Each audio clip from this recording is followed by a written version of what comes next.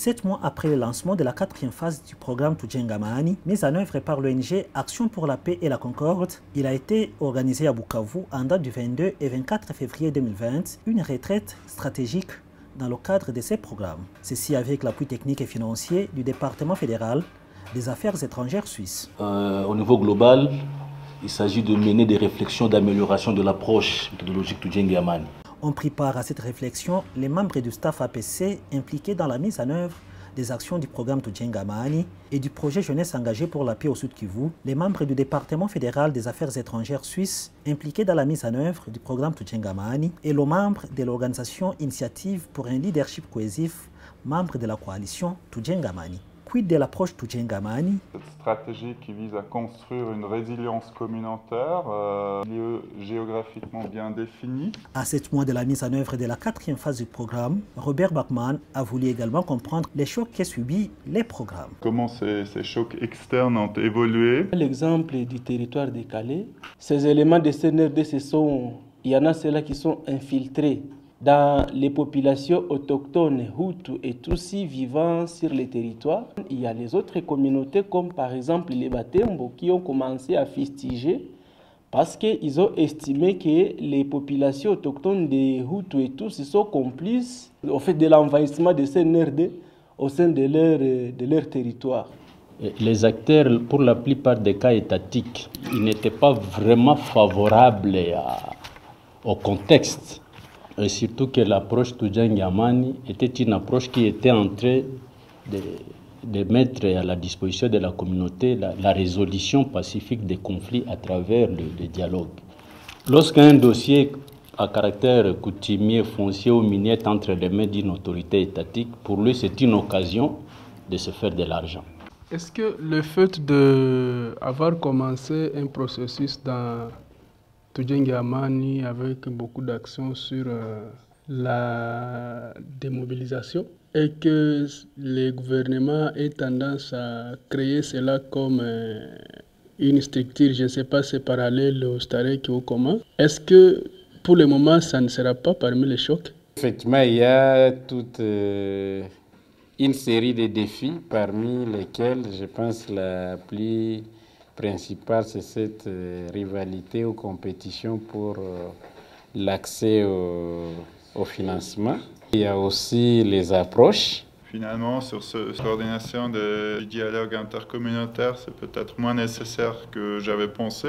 Et deuxièmement, la compétition avec les autres organisations. L'échec du DDR nous a empêché d'avoir un exemple limpide à montrer à Kinshasa et aux partenaires. Dans la réflexion pour le groupe de plaidoyer, est-ce qu'on peut quand même commencer à travailler sur la transformation? En juillet 2019, la 4e phase a commencé et en compilant les évaluations, nous avons constaté qu'il y avait des résultats, il y avait aussi des défis tels qu'il était nécessaire de mettre en place un groupe d'acteurs politiques et sociaux basés à Kinshasa, qui peuvent appuyer le plaidoyer auprès des décideurs du niveau national.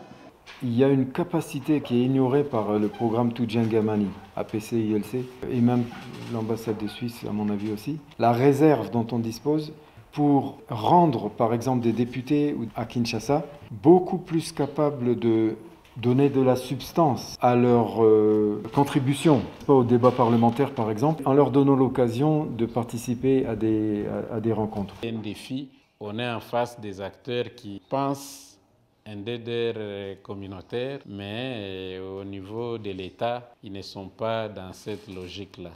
Est-ce que le trio ambassade, ILC et APC continue à se sentir dans le bateau du forum interprovincial? Est-ce que réellement nous avons une compréhension de la destination de ces bateaux? On avait réclamé un indicateur concret qui nous prouverait l'engagement politique. Et là, on a eu l'arrêté interprovincial. On disait que le processus va être remonté par nous, les géniteurs de la société civile, avec les politiques des deux provinces, pour qu'on se retrouve dans une activité de plaidoyer à Kinshasa, au fin de pouvoir donner de la force politique à ces processus. Comment nous nous assurons de ne pas nous laisser traîner par les parties prenantes politiques à ce processus, alors que nous devrions continuer à les influencer positivement. Actuellement, on n'a pas de programme de l'État pour la démobilisation. La commission interprovinciale est une belle opportunité pour nous d'influencer ce programme gouvernemental avec toutes les expériences de Djengamani et de sorte que ça fonctionne mieux que ça a fonctionné dans le passé. Mais c'est aussi clair que c'est loin d'être gagné. Je serais encore plus fier si nous pouvons tirer parti de notre présence à Kinshasa pour créer des conversations pertinentes avec les personnes influentes congolaises, de la société civile ou de l'État, en position de se parler sans les obstacles habituels de hiérarchie. Voilà un petit peu pourquoi je suis content de continuer avec vous.